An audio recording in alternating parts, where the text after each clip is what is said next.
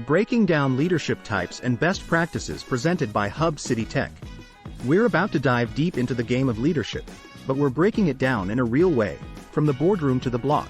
We're taking you on a journey through the different flavors of leadership, so you can level up your hustle no matter where you're at. So, sit tight, stay streetwise, and get ready to roll deep into the world of leadership.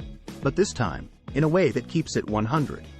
But before we get started, please be sure to hit like, comment below and subscribe for more content. Alright, so let's break it down with best practices and what to avoid for each leadership style. Autocratic leadership.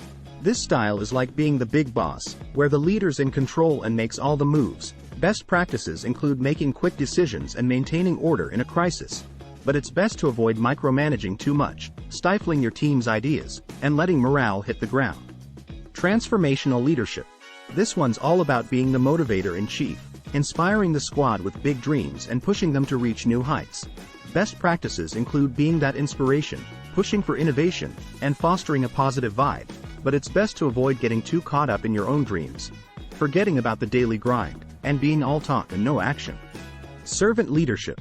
This leader's like the ride or die homie, putting the team first and having their backs. Best practices are all about supporting the crew and fostering collaboration, but it's best to avoid going too soft, forgetting to assert your authority when necessary, and letting the team take advantage of your support.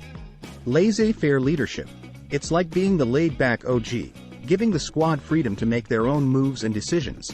Best practices include promoting autonomy and self-direction, but it's best to avoid completely ghosting your team, overlooking the need for guidance, and letting the crew get disorganized. Transactional leadership. This leader's like a strict but fair boss, setting rules and rewards. Best practices are about setting clear expectations and ensuring accountability, but it's best to avoid relying solely on external rewards, forgetting intrinsic motivation, and being all about punishment. Charismatic leadership. The life of the party. This leader keeps the crew hyped and united with their charm and personality.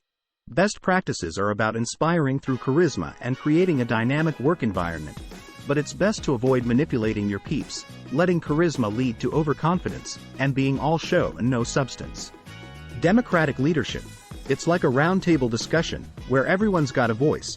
Best practices are all about collaboration and diverse perspectives, but it's best to avoid taking forever to make decisions, passing the buck too much, and letting the squad get stuck in endless discussions. Remember, each style has its strengths and weaknesses, but finding the right mix is the key to holding it down as a leader. Stay streetwise and keep your hustle game on lock.